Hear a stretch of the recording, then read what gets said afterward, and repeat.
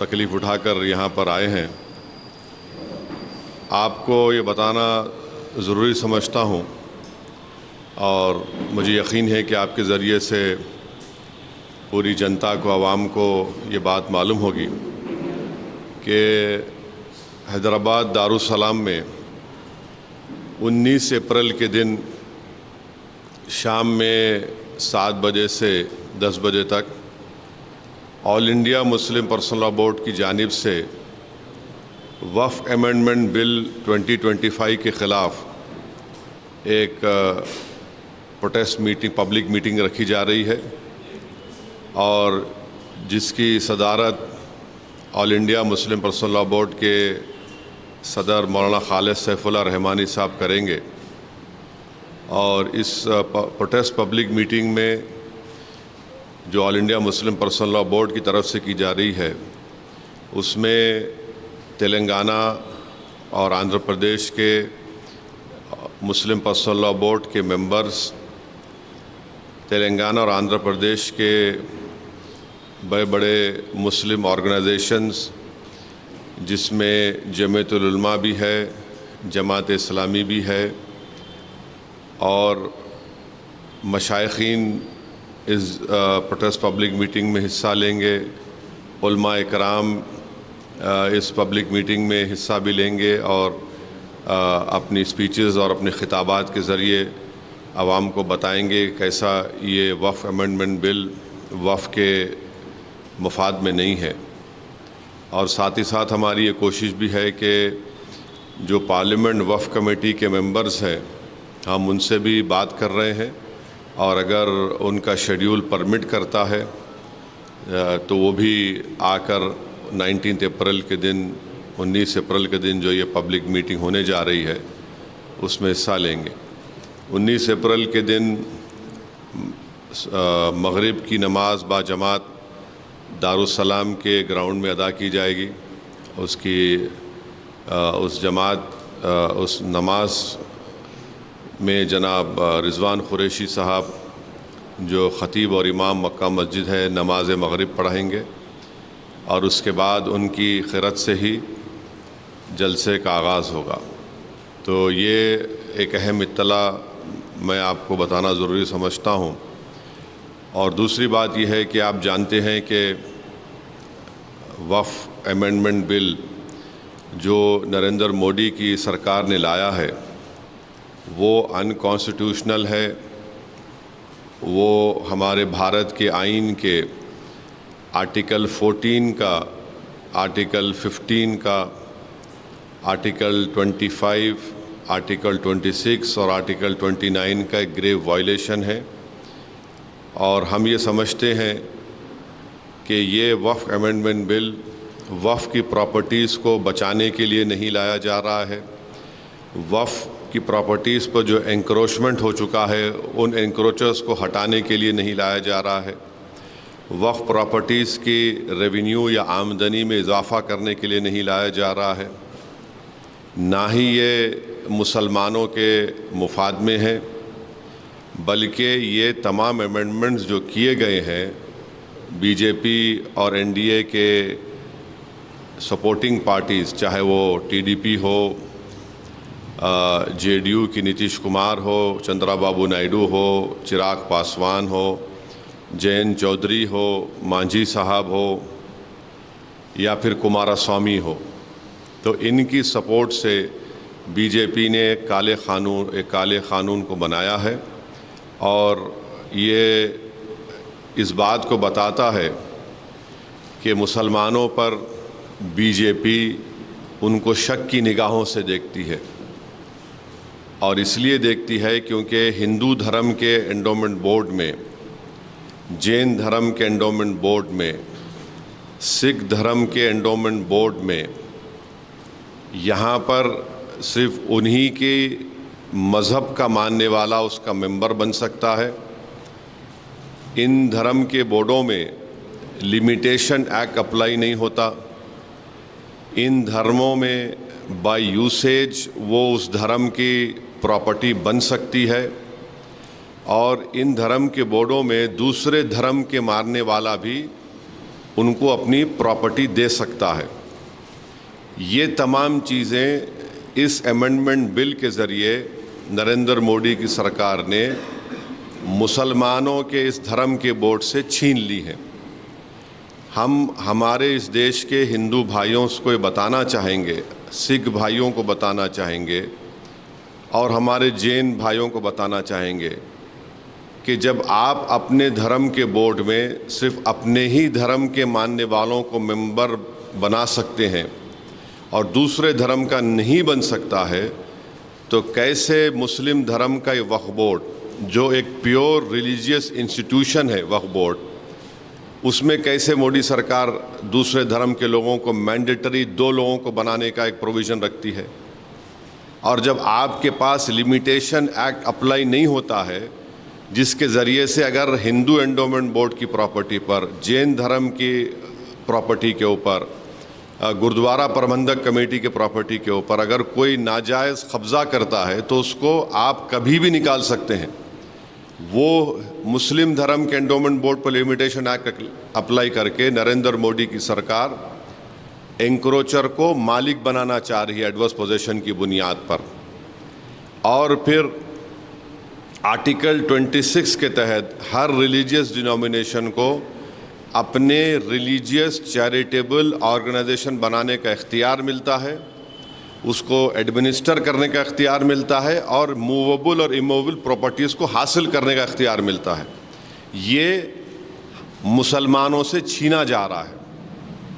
और आपको मैं बार बार समझा रहा हूँ कि इस मुस्लिम धर्म के इस बोर्ड में जो अमेंडमेंट्स नरेंद्र मोदी की सरकार ने और चंद्रबाबू नायडू, नीतीश कुमार, चिराग पासवान, जयंत चौधरी, मांझी साहब ने और कुमारस्वामी ने किया है, उसमें सेक्शन 3D आप पढ़िए। सेक्शन 3D को जब पार्लियामेंट में ये बिल डिबेट हो रहा था, उसको बुज़दिली से अमेंडमेंट को पेश किया गया। और अमेंडमेंट क्या बोलता है कि जो भी मस्जिद, दरगाह, खानखा, आशुर खाने, इमाम बाड़े आर्कियोलॉजिकल सर्वे ऑफ इंडिया के तहत प्रोटेक्टेड और एंशिएंट मॉन्यूमेंट रहेंगे। अब ये बिल बनने के बाद उनका register as a waqf property नहीं होगा। अब आप मेरे को बताइए, सच्चर कमेटी में 180 प्रॉपर्टीज़ जो सच्चर कमेटी ने, आप उसके लास्ट पेजेस देखिए, आखिरी के 8-10 पेजेस में 180 प्रॉपर्टी सच्चर कमेटी ने कहा कि ASI के इलीगल ऑक्यूपेशन में है। इस सेक्शन 3D के तहत हम उस 180 प्रॉपर्टीज़ को खो देंगे, जिसमें मस्जिद भी है, खानखाएँ भी हैं, क़ब्रस्तान भी है, दरगाहें भी हैं, सब है। अब इसका इफ़ेक्ट ये भी होगा कि संभल की मस्जिद अब वक्फ की प्रॉपर्टी नहीं रहेगी। मैं डायरेक्ट चैलेंज कर रहा हूं भारत के प्रधानमंत्री को कि आप, मेरा सवाल आपसे है, आप जब अमेंडमेंट ये ला चुके हैं, कानून बना चुके, तो क्या संभल की मस्जिद अब वक्फ की प्रॉपर्टी रहेगी? क्या ज्ञानवापी की मस्जिद वक्फ की प्रॉपर्टी कहलाएगी? क्या मथुरा की मस्जिद वक्फ की प्रॉपर्टी कहलाएगी? जितने भारत में ASI प्रोटेक्टेड एंशिएंट मॉन्यूमेंट्स है, उसके एक्ट के तहत उसको बोलते ASMR एक्ट, जिसमें हमारे शिया भाइयों के इमाम बाड़े भी हैं, आशुर खाने भी हैं, दरगाहें भी हैं। अब आप बताइए, इससे वक्फ को छीन नहीं रहे आप? और झूठा प्रोपेगेंडा बीजेपी करे, नहीं कुछ नुकसान नहीं होगा। फिर सेक्शन 2 पढ़ो उसका आप। सेक्शन 2 में लिखा गया कि इस एक्ट से पहले जो ट्रस्ट थे जिनका मकसद वक्फ की तरह हो, और इस एक्ट के बाद जो ट्रस्ट हैं जिनका मकसद वक्फ की तरह, वो ट्रस्ट में रहेंगे। वो क्यों लाया गया? वो इसलिए लाया गया, अमित शाह पार्लियामेंट में बोले कि हम ये सेक्शन 2 को इसलिए लाए क्योंकि हमारे बोरा मुस्लिम भाइयों को इससे फ़ायदा हो सके। वो भी उनको धोखा दिए बोरा मुस्लिम भाइयों को, उस प्रोविज़न में बोरा का जिक्र ही नहीं है। ये इसलिए लाया गया क्योंकि भारत का जो सबसे दौलतमंद आदमी है, जो खोजा यतीम खाने को ख़रीद कर अपना आलीशान बंगला तामीर किया, इस सेक्शन 2 से सबसे पहला फायदा उस शख्स को होगा, सबसे पहला फायदा उसको होने वाला है। दूसरा, इस बिल में यह कहा गया कि अगर वक्फ बाय, बीजेपी प्रोपेगेंडा कर रही है, नहीं वक्फ बाय यूजर नहीं है, वक्फ बाय यूजर है, परेशान मत हो, क्यों हो रहे हैं, ओवैसी झूठ बोल रहा है। देखिए, हिंदू धर्म में by usage, temple by usage, मठ बाय यूसेज उस धर्म की प्रॉपर्टी बन जाती है। और हिंदू धर्म के जो बहुत बड़े जूरिस्ट है, उनका नाम है B.K. मुखर्जी। B.K. मुखर्जी एक जज थे, और B.K. मुखर्जी की किताब में उन्होंने क्लियरली लिख दिए कि हिंदू धर्म में बाय यूसेज वो उस डीटी की या मूर्ति की या उस मंदिर की प्रॉपर्टी या मठ की प्रॉपर्टी बन सकती है। अब मोदी सरकार जो है इतना गंदा काम किया है, मैलिफाइड है, कि ये बोल रहे हैं कि अगर वक्फ बाय यूसेज रहेगा, मगर अगर डिस्प्यूट होगा या फिर गवर्नमेंट प्रॉपर्टी होगी तो वक्फ बाय यूसेज नहीं होगा। अब मैं अगर वक्फ मेरी प्रॉपर्टी है, मैं अपनी गवर्नमेंट के खिलाफ अगर वक्फ बाय यूसेज को इस्तेमाल नहीं करूंगा तो किसके खिलाफ इस्तेमाल करूंगा? डिस्प्यूट क्या है? डिस्प्यूट कोई भी क्रिएट कर देगा, कोई भी जाके बोल देगा मेरी प्रॉपर्टी है, तो जब वक्फ बाय यूज खत्म हो जाएगा। और बार बार आपसे कह रहा हूं, ये सरकार झूठ बोल रही है। राम मंदिर के जजमेंट में, बाबरी मस्जिद राम मंदिर जजमेंट में सुप्रीम कोर्ट ने कहा वक्फ बाय यूज होगा, बाज़ाब्ता उन्होंने बताया कि उसका एविडेंस ये होगा, उसका पोजेशन होना चाहिए। वक्फ बाय यूज को सुप्रीम कोर्ट ने बाबरी मस्जिद राम मंदिर में अपहेल्ड किया है, और ये सरकार उसमें बोल रही कि नहीं डिस्प्यूट और गवर्नमेंट प्रॉपर्टी होगा। तो सच्चर कमेटी में दिल्ली के 120 प्रॉपर्टीज जो गवर्नमेंट के कंट्रोल में है, सच्चर ने कमेटी ने कहा कि under the illegal occupation of the government, Delhi government, this should be return to the Delhi waqf board, Delhi waqf board वापस करना चाहिए। और सच्चर कमेटी ने कहा कि उस 120 सिर्फ दिल्ली के प्रॉपर्टीज की 2007 में मार्केट वैल्यू 8,000 करोड़ रुपये है, 8,000 करोड़। अब जब ये वक्फ बाय यूज का प्रोविजन आएगा, लॉ बन गया, 120 प्रॉपर्टीज चले गए मेरे, जिसमें दरगाहें भी हैं, जिस पार्लियामेंट के सामने की मस्जिद है, जिसके इमाम रामपुर के मेंबर ऑफ पार्लियामेंट मौलाना मुहिबुल्लाह साहब हैं, वो चले गए। अब कल गवर्नमेंट बोली नहीं मस्जिद तुम्हारी नहीं है, हमारी प्रॉपर्टी है, लगा दिए, तो उसमें तो खत्म ही हो गया। अब दूसरा ये है कि अगर मैं जाकर ASI के मॉन्यूमेंट्स है मेरे, जो सच्चर ने कहा, मैं जाके बोलूंगा गवर्नमेंट ने बिल में क्या किया कि गवर्नमेंट का डेफिनेशन जो होता है उसको इतना इनलार्ज कर दिया कि उसमें पब्लिक सेक्टर अंडरटेकिंग्स भी आ गए। अब मैं जाके बोलूंगा भाई मेरी है, तो बोलेंगे हम वक्फ बाय यूज खत्म कर दिया, आपके डॉक्यूमेंट नहीं है। अगर वक्फ बोर्ड जाकर बोलेगा वक्फ बाय यूज मैं इस्तेमाल कर रहा हूं, कोई खाबिज है, इंक्रोचर है, तो गवर्नमेंट बोलेगी नहीं हम तो लिमिटेशन एक्ट अप्लाई कर दिए, 12 साल के बाद उन्हें मालिक बन गया। कौन सा ऐसा प्रोविजन है जिससे वक्फ बोर्ड को फायदा पहुंचेगा, हमको बताइए। हम तो लूज कर रहे हैं हमारे पूरे प्रॉपर्टीज को, वक्फ की प्रॉपर्टीज को। आप सेक्शन 3D ला लिए, सेक्शन 2 ला लिए, सेक्शन 3C कर दिए, डेजिग्नेटेड ऑफिसर। अब डेजिग्नेटेड ऑफिसर कौन होगा बताइए? मेरा गवर्नमेंट से झगड़ा चल रहा, कई जमीनों पे कब्जा है गवर्नमेंट का, तो दुनिया का उस इंसाफ का उसूल ये है कि कोई भी अपने केस में जज नहीं बन सकता। आप क्या कर रहे हैं? डेजिग्नेटेड ऑफिसर गवर्नमेंट अपॉइंट करिए, गवर्नमेंट एग्जीक्यूटिव का हिस्सा है। हमारे देश में, वतन अजीज में, theory of separation of powers हमारे कॉन्स्टिट्यूशन के बेसिक स्ट्रक्चर का हिस्सा है कि कोई भी अपने केस में जज नहीं बन सकता। डेजिग्नेटेड ऑफिसर गवर्नमेंट नॉमिनेट करेगी, वो किसके हक में फैसला करेगा? वो अगर आप ईमानदार थे तो आप बोलना था कि अगर ऐसे झगड़े होंगे तो कोर्ट तय करेगा, आप कोर्ट को भी निकाल दिए डेजिग्नेटेड ऑफिसर। यानी हर एतबार से मुसलमान अपनी जायदादों को खोने जाएंगे। किरण रिजिजू का कल वीडियो देखा मैं, इतना झूठ बोल रहे वो, कुछ नहीं होगा। अरे आप कानून बना के छोड़ रहे हैं सेक्शन 3C के तहत अब तो उत्तर प्रदेश में तो उन्हें छीनना चाह रहे। उत्तर प्रदेश में 91% of Sunni Waqf board property जो है वो वक्फ बाय यूज की है, पूरे गायब हो जाएंगे। सेक्शन 3D के तहत क्या संभल की मस्जिद वक्फ की प्रॉपर्टी है या नहीं है, बताओ? सिंपल क्वेश्चन कर रहा हूं मैं।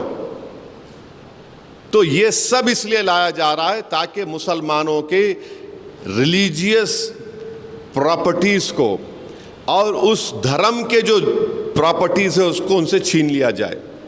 और अफसोस की बात यह है कि चंद्राबाबू नायडू की सरकार तिरुमला तिरुपति देवस्थानम में एम्प्लॉयज जो नॉन हिंदू है उनको निकाल रही है। तिरुमला तिरुपति देवस्थानम का एक्ट ये कहता है कि जो टीटीडी का मेंबर होगा वो हिंदू धर्म का होना चाहिए। बोर्ड में आप एम्प्लॉयज को निकाल रहे हैं हिंदू नहीं है बोल के, और यहां पर आप मोदी के अनकॉन्स्टिट्यूशनल ब्लैक लॉ की सपोर्ट करके कह रहे हैं कि मुस्लिम धर्म के बोर्ड में आप नॉन मुस्लिम को रखेंगे। देखिए कितनी हिपोक्रेसी है चंद्रबाबू नायडू की। एम्प्लॉयज का जिक्र नहीं है, टीटीडी के मेंबर्स, उनका कमिश्नर, और बार बार बोलते हैं कि नहीं वक्फ की प्रॉपर्टी पे कब्जा हो रहा। तो 2014 में मुख्तार अब्बास नकवी ने, जब उस वक्त के मिनिस्ट्री ऑफ माइनॉरिटी अफेयर्स थे, उन्होंने एंक्रोचमेंट निकालने का बिल पेश किया था, illegal occupants on Waqf property. क्यों इस सरकार ने उस बिल को वापस ले लिया? क्यों लिया आपने वापस? आप उसको रखते, उसमें ऐड करते, अपनी ईमानदारी को दिखाते। अच्छा, आपको जानकर एक और तकलीफ होगी कि कलेक्टर अगर किसी मुतवल्ली को कोई ऑर्डर देगा कि आप ये काम करिए और मुतवल्ली नहीं सुनता तो कलेक्टर उसको 6 महीने की सजा दे सकता। अगर कलेक्टर किसी मुतवल्ली को बोलेगा कि तुम नमाज में अज़ान नहीं देना, मेरा ऑर्डर है, मैं बोल रहा हूं आपको, आप बोलेंगे ऐसा कैसा कर सकते, ऐसा हो सकता, हो रहा है, तो मुतवल्ली जेल को चले जाएगा। कलेक्टर वेरीफाई करने के बाद ही कोई प्रॉपर्टी वक्फ में जा सकती। ये कैसा होगा? तो वक्फ बोर्ड को आप तो पोस्ट ऑफिस बना के रख दिए।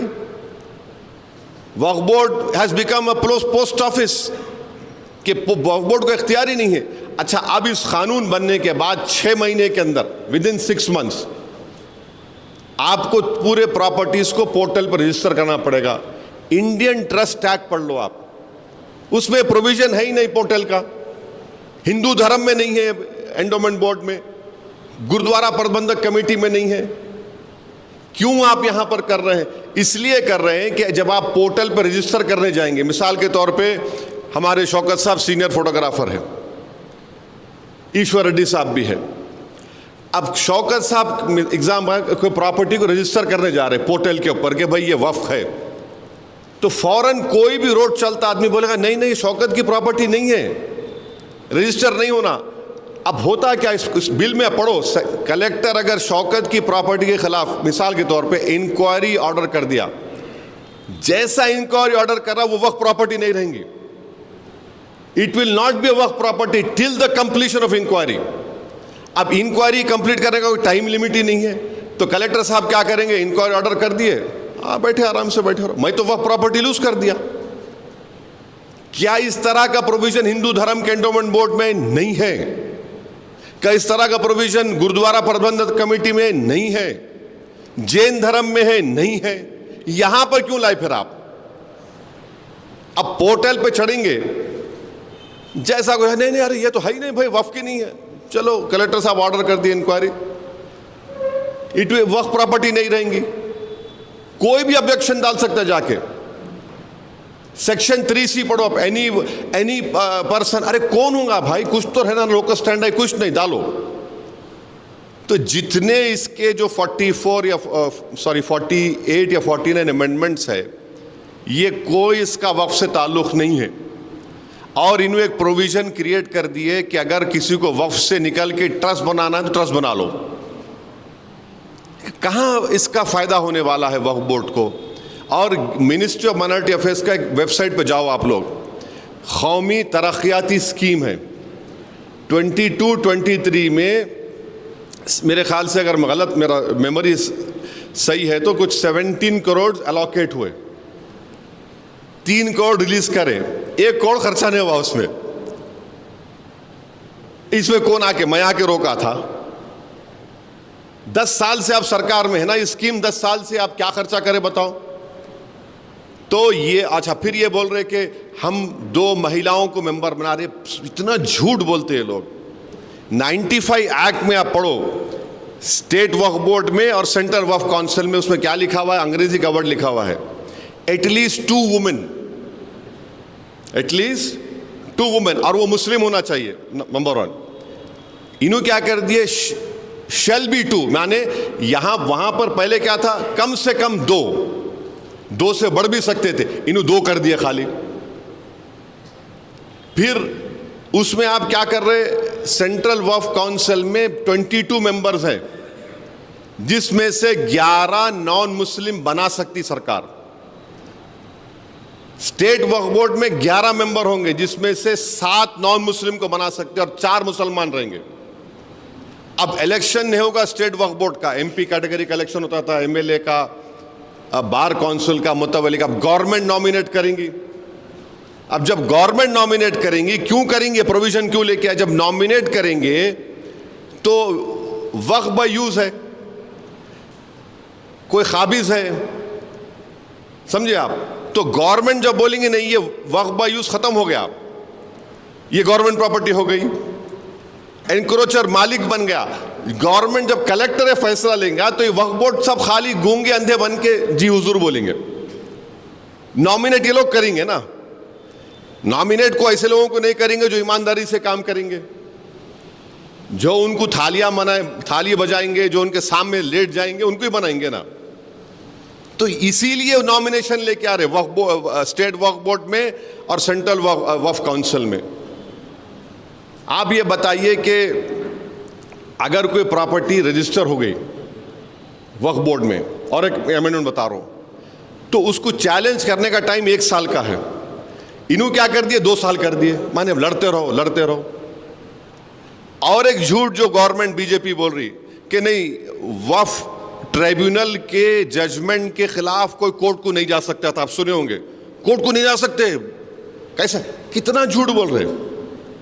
भारत में 14 या 20 ऐसे ट्राइब्यूनल है, चाहे जिसमें मशहूर इनकम टैक्स ट्राइब्यूनल, एनजीटी का ट्राइब्यूनल, रेलवे क्लेम्स ट्राइब्यूनल, आपके ऐसे 14-15 ट्राइब्यूनल्स है, जिसके जजमेंट के खिलाफ आप हाई कोर्ट जा सकते, मगर रिव्यू पिटीशन डाल सकते, रिव्यू पिटीशन। और जब हाई कोर्ट जाता तो हाई कोर्ट पूरा रिकॉर्ड देख सकता। अब आप क्या बोल रहे, नहीं रिव्यू नहीं, अपील होगा। अपील माने पूरे एक कोर्ट में पूरे भारत में लाखों केसेस पेंडिंग है, लाखों, और कॉन्स्टिट्यूशन के प्रोविजन के तहत ट्राइब्यूनल बनाया गया। ये बोलते नहीं ट्राइब्यूनल का झूठ बोले, हमारे हिंदू भाइयों को देश में झूठ बोल दिए, नहीं कोई जा ही नहीं सकता ट्राइब्यूनल। अरे जा सकता बाबा, एनजीटी का ट्राइब्यूनल के जजमेंट के खिलाफ, इनकम टैक्स का ट्राइब्यूनल, रेलवे क्लेम्स ट्राइब्यूनल, आप रिव्यू डालते हाई कोर्ट में, कौन रोक रहा, कोई रोक नहीं सकता किसी को। नहीं पूरे देश में प्रोपेगेंडा कर दिया, जा ही नहीं सकते थे, हम कर दिए। अरे क्या करें आप।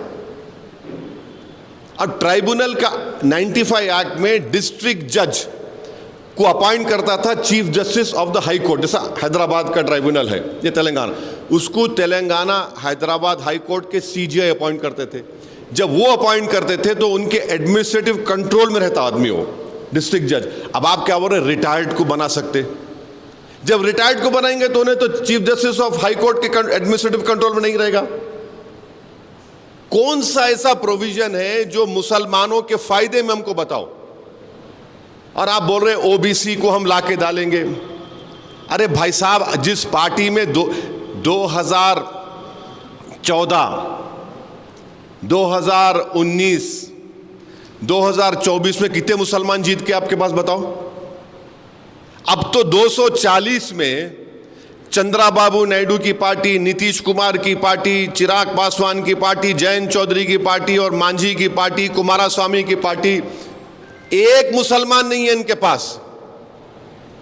और इन्हों चले हम मुसलमानों के मोहब्बत में काम करें, एक मुसलमान मिनिस्टर नहीं है आपके पास। कौन सा मुसलमानों की मोहब्बत में आप काम करने जा रहे हैं?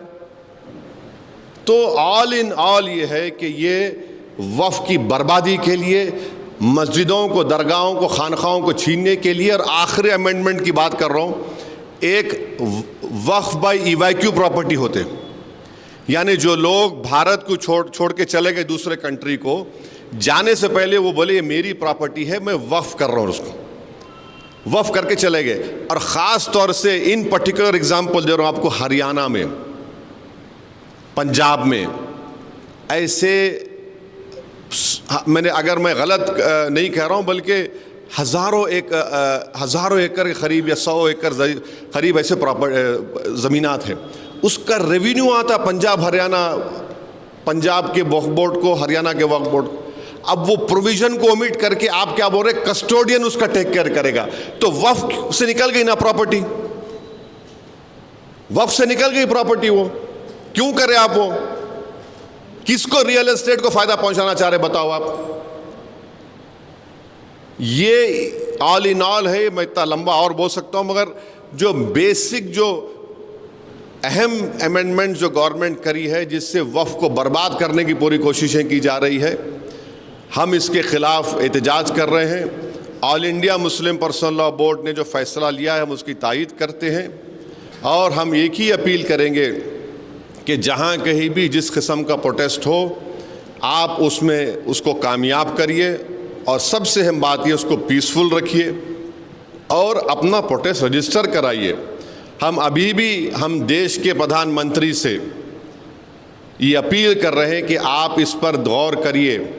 आप ये कानून सिर्फ भारत के संविधान के खिलाफ भी बना रहे हैं और अपनी आइडियोलॉजी को इस देश पर मुसल्लत कर रहे हैं। आपकी आइडियोलॉजी तो इंडियन नेशनलिज्म होनी चाहिए, आपकी आइडियोलॉजी तो संविधान होना चाहिए। जब हिंदू धर्म के लोगों के लिए, सिख धर्म के लोगों के लिए जो चीज़ अच्छी है, वो मुस्लिम धर्म के लोगों के लिए खराब कैसे हो जा रही है, हमको बताइए। ये हमको आपको इत्तला देना था। अगर आपके कोई सवालात है तो आप बारी बारी से मुझसे पूछ सकते, मैं इंशाल्लाह कोशिश करूँगा उसका शॉर्ट में जवाब देने के लिए। हाँ, अमित शाह अपनी स्पीच में और पार्लियामेंट की जो वफ़ कमेटी है उसकी रिपोर्ट में लिखा गया कि ये प्रोविज़न हम बोरा कम्युनिटी के लिए ला रहे हैं, सेक्शन 2 का।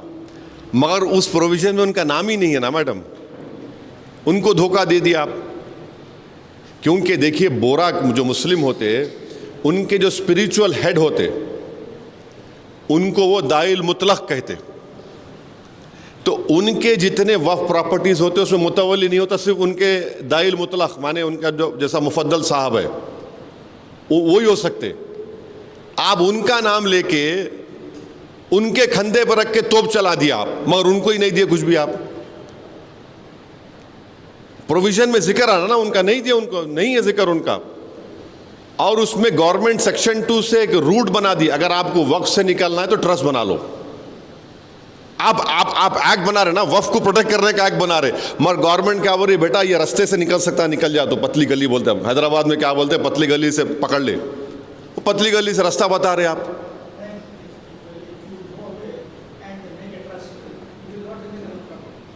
They are saying if you create a trust now, you can come out of waqf. अब आप बताइए, is this in the interest of waqf? आप पूरा बाजा बजा रहे हिंदू भाइयों में जाके, और हम ऐसा कर दिए। अरे तुम रास्ता बता रहे निकलने का, तुम कैसा रास्ता बनाते हैं ट्रस्ट का? एक मिनट, आप पूछिए ईश्वर जी।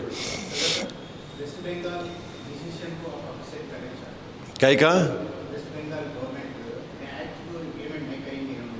देखिए, मैं वेस्ट बंगाल गवर्नमेंट का स्पोक्स पर्सन नहीं हूँ ईश्वर रेड्डी साहब, अनफॉर्चुनेटली। नहीं, मैं किसी गवर्नमेंट का भी स्पोक्स पर्सन नहीं हूँ। मैं अपनी पार्टी की तरफ से ये बात करने के लिए आया हूँ, और वेस्ट बंगाल की जो सरकार है उनके पास कॉम्पिटेंट लोग हैं, और मुझे यकीन है कि वो कॉम्पिटेंट लोग आपके सवाल का बेहतरीन जवाब दे सकते हैं। और आपको सिर्फ एक टेलीफोन कॉल करना है, उनको आप कॉल करो, बोल देते आप। हाँ हाँ हाँ, एक बात सुनिए, मेरे को मालूम था आप पूछेंगे बात, क्योंकि आपने आपके ऊपर के लोग बोले आपको, मेरे कहीं जा रहे तो पूछो बोल के। हम ये पूछ रहे कि जो डेमोलिशन हो रहा बुलडोजरों से, कभी उसका भी तो चला दो तुम्हारे चैनल पे। अरे कहाँ चला है बाबू? एक पूना महाराष्ट्र में एक गरीब की झोपड़ी थी, इंडिया पाकिस्तान का क्रिकेट मैच हुआ, कोई झूठा इल्ज़ाम लगा दिए कि वो एक 14 साल का बच्चा कुछ नारा लगाया, उसको बुलडोजर लगा के तोड़ दिए। कभी उसका भी तो पूछ लो प्यारे। वायलेंस को हम कंडेम करते आए, कंडेम करते रहेंगे।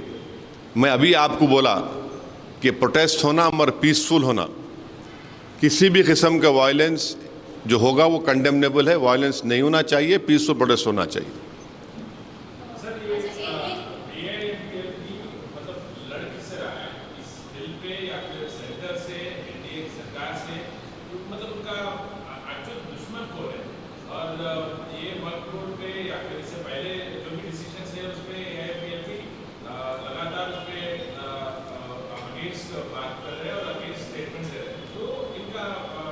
नहीं, तुम्हारा ज़रा मैं समझ में नहीं आता, अंग्रेज़ी में पूछ लो मेरे से, अच्छा रहता, मैं क्लैरिटी से बोल सकता हूँ। वरना नहीं, तुम जो बोल रहे ना डबल मीनिंग आ रहा उसमें, तो तुम ज़रा इंग्लिश में पूछ लो, क्लैरिटी से पूछ लो, मैं बोलता हूँ।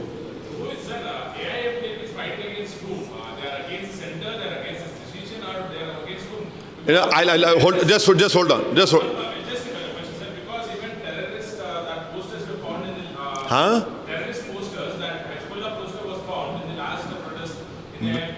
Where? No. See, you are trying to enlarge an issue.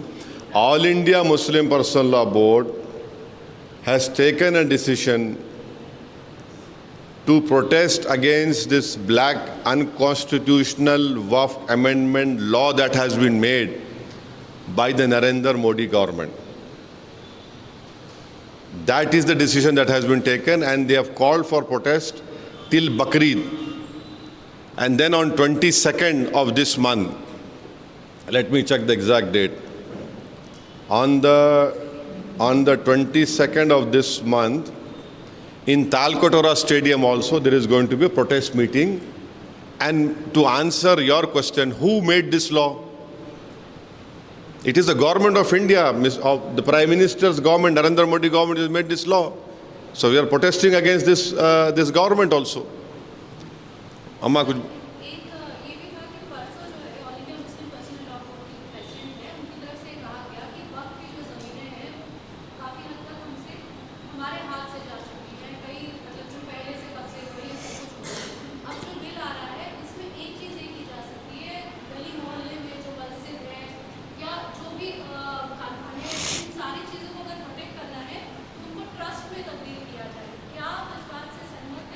नहीं, मैं अपनी बात कर रहा हूँ।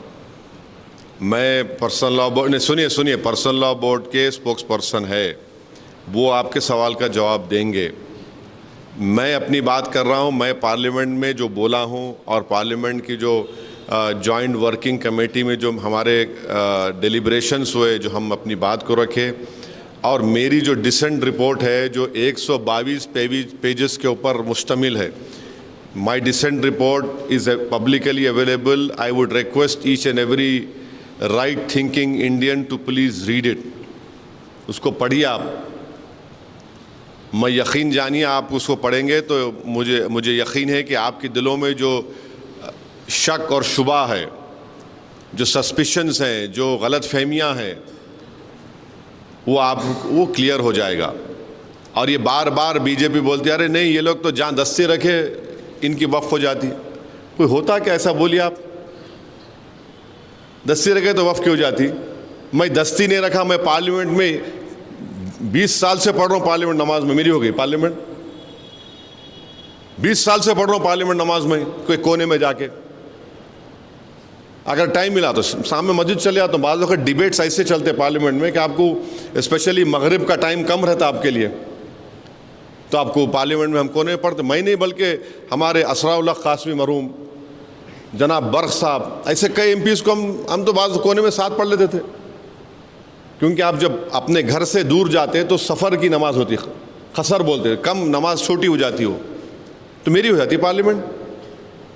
तो कोई समझने की बात तो होना ना।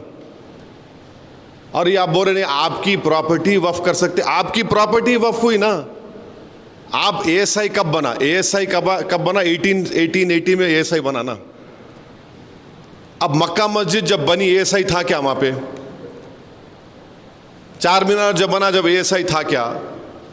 लाल किला जब बना एएसआई था क्या? कुतुबशाही मस्जिदें अपने हैदराबाद में ईश्वर रेड्डी साहब देखे जब एएसआई था क्या? वो क्या था? वक्फ बाय यूसेज है, बाय यूसेज वक्फ है वो। आज आप बोल रहे नहीं एएसआई में आ गया तो मेरी हो जाती, वक्फ की रहती। ये तो नाइंसाफी है ना। ये तो अब छीन रहे मुझसे आप मेरी प्रॉपर्टी को। संभल का केस चल रहा, पूरा संभल का केस चल रहा, आज आप लॉ बना दिए नहीं, it is not a waqf property. What will remain of the Sambhal Masjid then? ऐसे कई आप जो काम नहीं कर सकते थे ये लॉ से कर रहे हैं पूरा।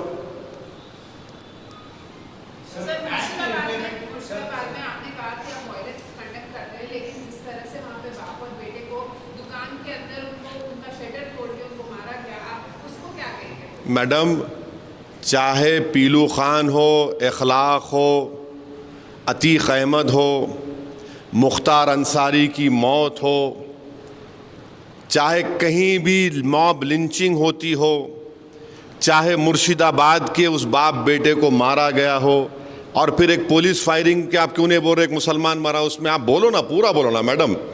2 लोग ऐसा मरे, पुलिस फायरिंग में मुसलमान मरा। हम हर वायलेंस को कंडेम करते हैं, बल्कि हम तो नाथूराम गोडसे जो करा उसको भी कंडेम करते हैं। इस देश का सबसे पहला आज़ाद हिंदुस्तान का टेररिस्ट था तो नाथूराम गोडसे था। और इस देश में पिछले 10 साल में तो 11 साल में तो मुसलमानों के खिलाफ नफरत को इंस्टीट्यूशनलाइज कर दिया गया है, इंस्टीट्यूशनलाइज कर दिया गया है। अब हमको ये बात समझ में नहीं आ रही कि आप लोग इतनी देर से कोई ये सवाल नहीं कर रहा कि ज्योतिबाई फूले के ऊपर पिक्चर बन रही है और उस पिक्चर में ये फैक्ट है कि दलितों के ऊपर जुल्म हुआ, हो रहा है और होता रहेगा। उस जमाने में ज्योतिबाई फूले और सावित्रीबाई फूले जब अपनी तहरीक का आगाज किए थे तो उस जमाने में दलित जो है अपने इस सीने के सामने एक क्ले पॉट को लगा के और अपनी पीठ के पीछे एक झाड़ू को लगा के, चाहे जब वो चलता था तो अपर कास्ट के लोग जो थे वो ये बोलते थे कि तू हमारी ज़मीन पर नहीं चला ना, थूकना, तो उन्हें थूकता था बेचारा तो अपने उस क्ले पॉट में, और पैरों के खदमों को अपनी झाड़ू से साफ करता था। उस सीन को निकालो, बोल रही गवर्नमेंट ऑफ इंडिया ये। यानी नरेंद्र मोदी हर पिक्चर को प्रमोट करते, क्यों नहीं पिक्चर को प्रमोट कर रहे ज्योतिबाई फूले के पिक्चर को? हिस्टोरिकल फैक्ट है ना ये कि अपर कास्ट के लोग उस जमाने के दलितों को बोलते तुम हमारी बस्ती में आ रहे तो अपने गले में क्ले पॉट रखो और पीछे झाड़ू लगा के, ताकि तुम्हारे कदमों के निशान मिटते जाए और तुम थूकना है तो उसमें थूको। ये फैक्ट है, ये कौन डिनाई कर सकता? नरेंद्र मोदी पिक्चर प्रमोट करे ना, कौन से पिक्चरों को प्रमोट करें? ये पिक्चर को प्रमोट करो। क्यों सीबीएफसी बोल रही कि निकालो ये सीन, निकालो वो सीन, निकालो वो सीन निकालो, क्योंकि अपर कास्ट के लोगों को तकलीफ हो रही? ये कौन सा इंसाफ है बताइए आप? हम पूरे अपर कास्ट को नहीं बोल रहे, उस जमाने में जो अपर कास्ट के लोगों ने किया हम उसको बोल रहे हैं, वो फैक्ट है ना। आप उसका सवाल ही नहीं कर रहे। ये फैक्ट है, ये भी देख लो आप जरा।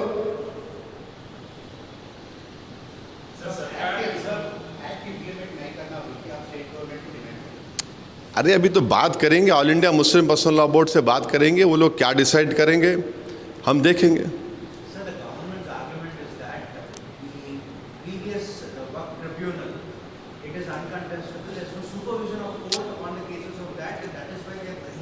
Please understand, this government believes in theory of confusion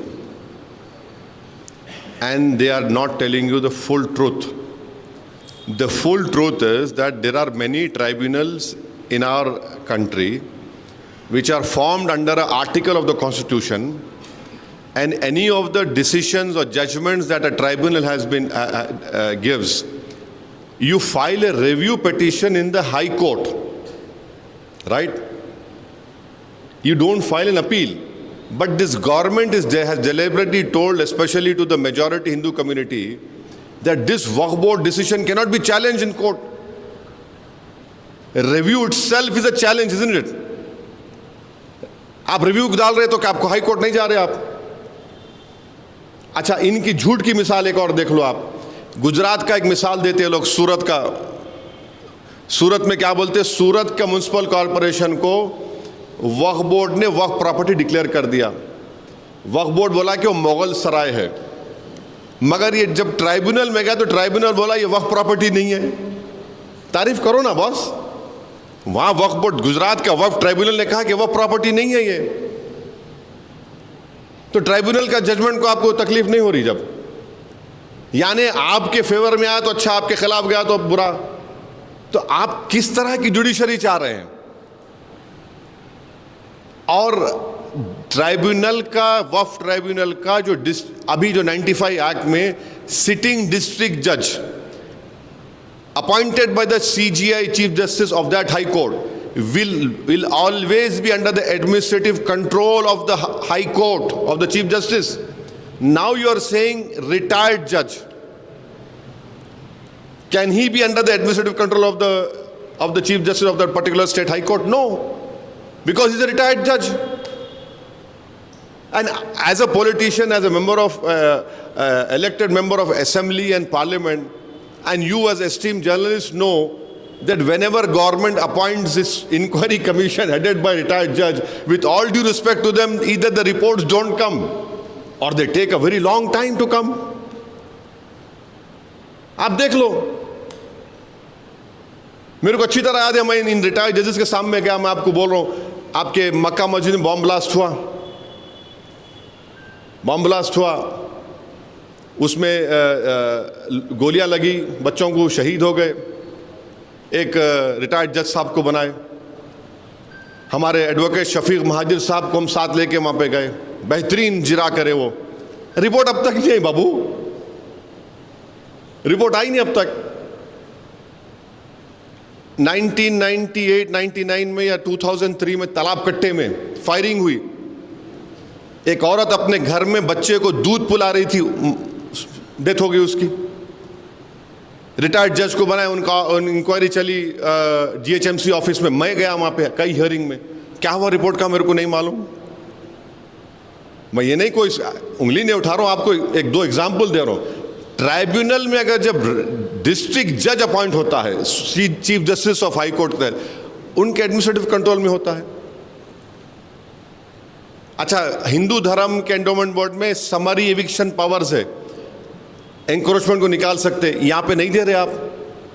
और अभी वक्फ बोर्ड का प्रॉब्लम क्या, अगर वक्फ बोर्ड कोई केस सुप्रीम कोर्ट में जीत गया, शौकत मिसाल तौर पे केस जीत गए ईश्वर रेड्डी के खिलाफ, मैं दोस्ती में बोल रहा हूँ, तो जीतने के बाद भी, सुप्रीम कोर्ट से जीतने के बाद भी मेरे को एग्जीक्यूटिव पिटीशन, ईपी पिटीशन यहाँ आके डालना पड़ता है, यहाँ पे हाई कोर्ट में, यहाँ के लोकल कोर्ट में। आप जीतने में नहीं आती आपको ईपी डालना पड़ता है यहाँ पे। इतना रेगुलेशन है वक्फ बोर्ड में, इतना रेगुलेशन है। अच्छा, कैसा वक्फ कैसा होता? अगर शौकत अपनी प्रॉपर्टी दे रहे, वक्फ बोर्ड को लेटर लिखते, वक्फ बोर्ड क्या करता? सर्वे कमिश्नर का काम एक्सपर्टीज है। सर्वे कमिश्नर कलेक्टर से ऊपर है। सर्वे कमिश्नर उस जगह पे जाके सर्वे करने से पहले पब्लिक को बोलता, मैं जा रहा हूं यहाँ पे, प्रॉपर्टी शौकत की है नहीं है बोलो। वहां जाके सर्वे करते, डॉक्यूमेंट्स देखते, उसके बाद सर्वे कमिश्नर सेटिस्फाई तो चीफ सेक्रेटरी को लेटर लिखते, चीफ सेक्रेटरी गजट इशू करता।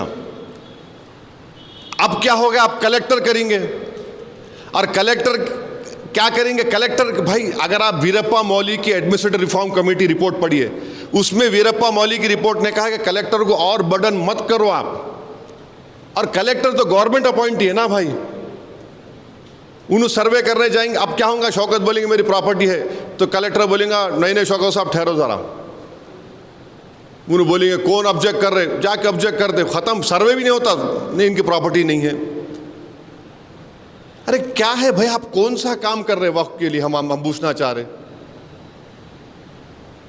तो ये चीजें हैं।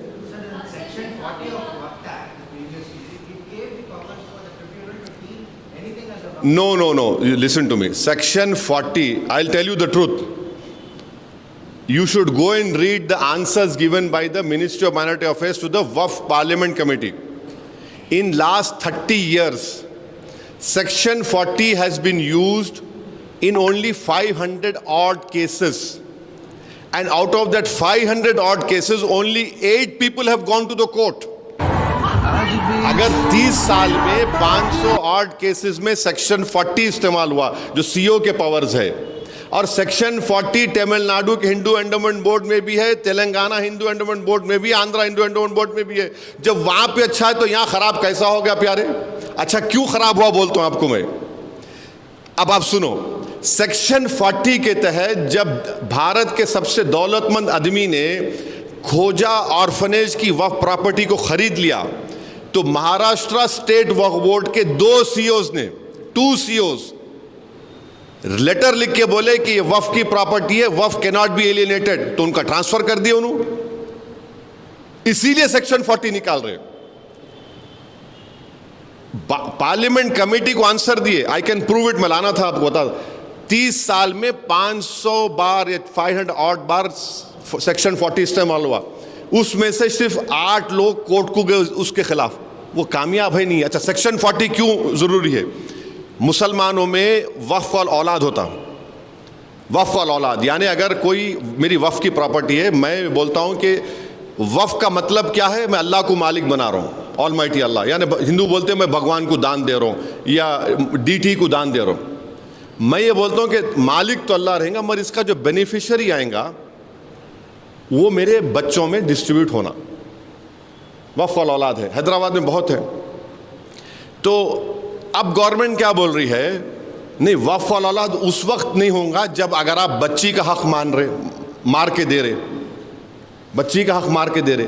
अरे भाई, अगर कोई हिंदू, कोई सिख, कोई जैन, कोई मुसलमान भगवान अल्लाह मूर्ति के नाम पे या गुरु नानक के नाम पे, किसी गुरु के नाम पे अपनी प्रॉपर्टी को दे रहा है, उसमें बेटा बेटी का दोस्त का क्या मामला आ रहा?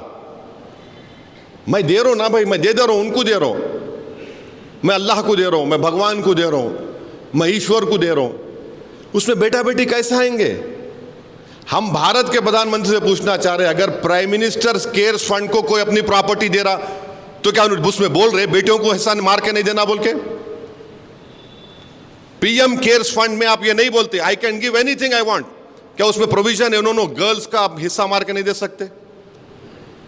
आप क्यों रोक रहे भाई? मैं अल्लाह के नाम पे दे रहा हूं ना, आप बोल रहे नहीं बच्चों का हिस्सा मार के नहीं देना। अरे बच्चों का हिस्सा कैसा जब मैं अल्लाह के नाम पे दे रहा हूं तो? अच्छा फिर अगर आपको इतनी फिक्र है बीजेपी को बेटियों की, हिंदू धर्म में एक्वायर्ड सेल्फ प्रॉपर्टीज जो होती हैं, ईश्वर रेड्डी साहब अगर आप चाहे तो अपनी जो भी आपके छोटी प्रॉपर्टी होंगी, बड़े दौलतमंद नहीं है मैं जानता हूँ, आप अपनी पूरी प्रॉपर्टी अपनी एक बेटे को एक बेटी को दे सकते हैं, या उनको छोड़ के आप महल्ले में किसी को भी दे सकते हैं, उस पर कोई प्रोविजन नहीं है। या और मुसलमानों में क्या, मुसलमानों में अगर किसी को 2 बच्चे हैं मिसाल के तौर पे, तो मैं एक को 1/3 से बढ़ के नहीं दे सकता हूं, लीगली 1/3 से बढ़ के नहीं दे सकता हूं मैं किसी को भी। रोशन साहब नहीं दे सकते आप, आपकी property you can not give more than 1/3। आप वहां पे निकलाओ ना, क्यों? वहां पे हिंदू धर्म में आप बोल रहे कि विल पावर आपका नहीं, by will you can give it. यानी आप देखते जाओ इनके जो नाइंसाफियां हो रहे हैं, ये कहां कितना टारगेट कर रहे हैं मुसलमानों को।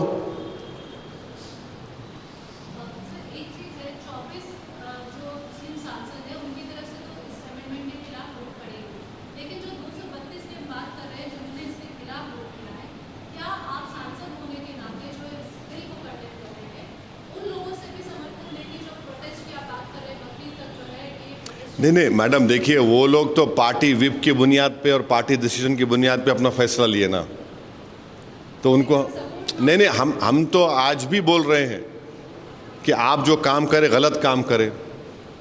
चंद्रबाबू नायडू जो है, चंद्रबाबू नायडू मैं समझता था कि बहुत हिस्ट्री के अच्छे स्टूडेंट हैं। मैं 94 से 2004 तक एमएलए था, ईश्वर रेड्डी साहब के बाल काले थे, शौकत साहब के बाल काले थे, मेरे भी बाल काले थे। जब 1999 में चंद्रबाबू नायडू कुलाटी मार के, सेकेंड टाइम कुलाटी मार के अटल बिहारी वाजपेयी को सपोर्ट करे। 2002 गुजरात हुआ। ईश्वर रेड्डी साहब आप मेरे को करेक्ट करना, नहीं 100 टन चावल लेके बोले मेरे को 100 टन चावल मिले, बोले नहीं बोले? आप देख लो, हजरत गूगल पे जाके देखो आप। 2002 में गुजरात को में सपोर्ट करे जब बीजेपी को। 2004 से लेके 2014 तक चंद्रबाबू नायडू पावर में नहीं थे। अब चंद्रबाबू नायडू ऐसा रॉन्ग डिसीजन लेके अपने बेटे लोकेश का फ्यूचर परेशान कर दिए। वो उन्होंने तो 70 के 76 के हो गए ना आप? हाँ 70 और 75। अरे वो बच्चे का फ्यूचर है ना बाबू साहब। आप गलती करें 10 साल, अच्छा डिवीजन ऑफ तेलंगाना आंध्रा के बाद ही पावर में आए ना आप। अगर डिवीजन नहीं होता तो आप आते ही नहीं थे। तो इतनी बड़ी गलती कर दी है। नीतीश कुमार, बिहार का एंडोमेंट बोर्ड जाके देखो आप, 1950 का एंडोमेंट बोर्ड का कानून है, उसमें क्या बोल रहे? खाली हिंदू मेंबर बन सकता। अच्छा, कॉन्स्टिट्यूशन में आर्टिकल 25 में हिंदू के डेफिनेशन में हिंदू है, सिख है, बौद्ध है, जैन है। बिहार में आग क्या बोल रहा? ओनली हिंदू, यानी सिख भी नहीं बन सकता उसमें। हमारे हिंदू भाइयों को हम बोल रहे हैं कि भाई जब आपके लिए अच्छा है तो हमारे लिए बुरा क्यों है? ठीक है, आप असदुद्दीन ओवैसी से नफरत करो, रोज गाली दो मेरे को उठ के, रोज SMS करके गाली दो, मेरी फोटो को देख के थूक लो, आप जो करते करो, मगर ये तो समझो आपको ऊपर वाला भगवान अल्लाह आपको दिमाग दिया ना, सोचो आप ये। आखिर ये नाइंसाफी नहीं है, डिस्क्रिमिनेशन नहीं है, तो फिर क्या है बोलिए आप? ये सौतेला सुलूक है हमारे से।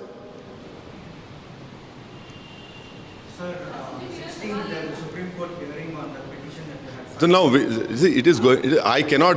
No, I'm just asking. Decided to go for why it is against the constitution of parliament.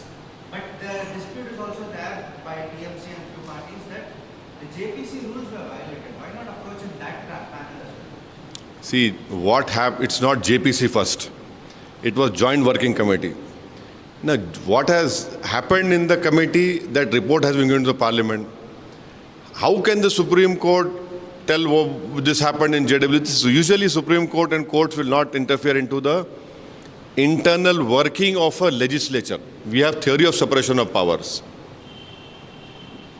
और कुछ सवालात नहीं है तो ख़त्म करेंगे। कुछ हाँ, कुछ नहीं है ना आप लोगों को? 1 to 1 नहीं होने वाला है, सुन लो आप। 1 to 1 नहीं होना, पूछना है तो पूछ लो। मैं 1 to 1 नहीं करने वाला हूँ। हम हमारे लोकल हैदराबाद के कोई आप लोग चैनल चलाते माशाल्लाह, आप लोगों का रीच बहुत ज़्यादा है, बोलो कुछ है, कोई पूछना है तो बोलो। कहाँ है सिद्दीक? में नहीं आए।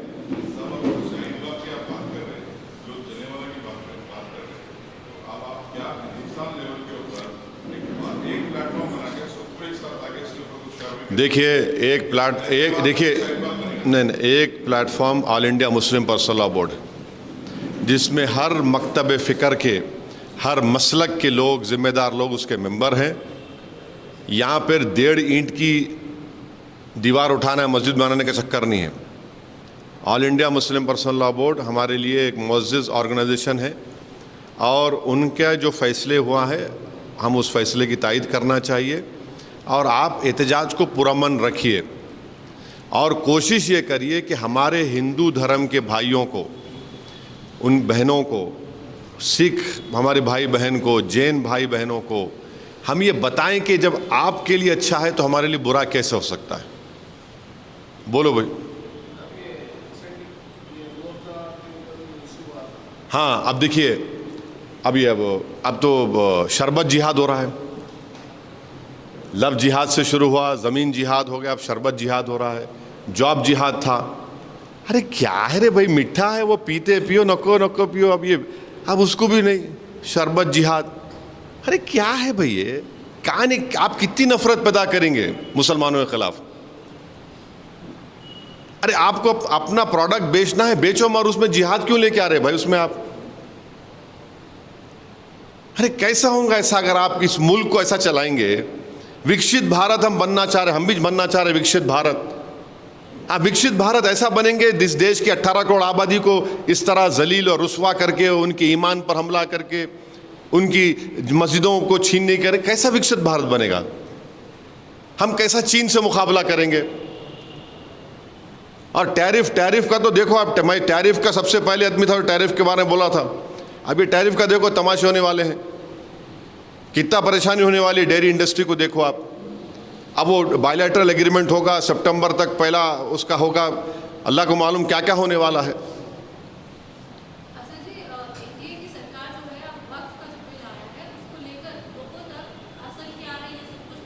अरे असल क्या, ये बोल दिए ना इतने पूरा, इसीलिए हम लोग उर्दू में बोलते अलीफ से लेके वस्सलाम तक पूरा खोल दिए, खोल के बोल रहे, पूरा एक्सपोज कर दिए। अरे देखिए मैडम, पहले क्या बोलते थे, इस्लाम में वक्फ नहीं है। अरे कुरान में इन्फाक के ऊपर मेरे ख्याल से 70 ज़्यादा आयतें हैं, प्रॉफिट मोहम्मद सल्लल्लाहु अलैहि वसल्लम की हदीस हैं। अरे कोई पार्लियामेंट में एक बीजेपी के मेंबर खड़े को बोले ये मुस्लिम कंट्री में वक्फ नहीं है, ये मुस्लिम कंट्री में वक्फ नहीं है, उसमें नहीं है। सबसे पहली बात तो ये है कि भारत की तुलना आप उनसे क्यों कर रहे हैं? आपको उनसे उतनी मोहब्बत क्यों हो गई? भारत एक डेमोक्रेसी है, यहाँ पर अंबेडकर का दिया हुआ संविधान है, और जिस कंट्रीज का नाम ले रहे झूठ इतना, वहाँ भी वक्फ है। मैं आप लोगों के इत्तला के लिए बता रहा हूँ, हमारे बर्ग भी बैठे हुए हैं, आप नजफ करबला गए ना, अब आप, मैं झूठ बोल रहा हूँ तो मेरे को झूठ है बोल देना, क्या वहाँ पर पानी के कुएं नहीं है हज़रत अली के वक्फ किए हुए? 1400 साल पुराने हज़रत अली जब खलीफा थे, खलीफतुर राशिदीन हज़रत अली मुर्तज़ा जो खलीफा थे, उन्होंने वक्फ करे कुओं को पानी के, अब तक है। सिंगापुर में वक्फ है, मालूम आपको? सिंगापुर, मलेशिया छोड़ो, सिंगापुर में वक्फ है, टर्की में है, मोराको में है, कहाँ नहीं है? नहीं है। वो मोहम्मद गौरी आया था। अरे इस्लाम प्रॉफिट मोहम्मद सल्लल्लाहु अलैहि वसल्लम से हम सीखे, मोहम्मद गौरी से नहीं सीखे हम। नहीं वो नुला, अरे इस्लाम में है, वो एसेंशियल रिलीजियस प्रैक्टिस है मुसलमानों के लिए। अब उन्होंने आया था, आप देखो कैसा कंफ्यूजन है। अमित शाह प्रॉफिट मोहम्मद की का जिक्र करे सल्लल्लाहु अलैहि वसल्लम का, उनके पार्टी के लोग दूसरी बात बोल रहे हैं। उन्होंने बोलने के बाद एक उनका टॉप मोस्ट लीडर कोई बात बोला तो कम से कम उस पर तो कायम रहना ना, उस पर भी कायम नहीं है। उनकी स्पीच के बाद उनके कई लोग सुन रहा था एमपीज को, उनके खिलाफ ही बोल रहे हैं, यानी अमित शाह को वो लोग कॉन्ट्रडिक्ट कर दिए। आप स्पीचेस पढ़ो उन लोगों के। माने ये अगर इस तरह की नफरत आप में है मुसलमानों के ताल्लुक से, तो फिर आप अपनी कॉन्स्टिट्यूशनल ड्यूटी को नहीं निभा पाएंगे। Thank you.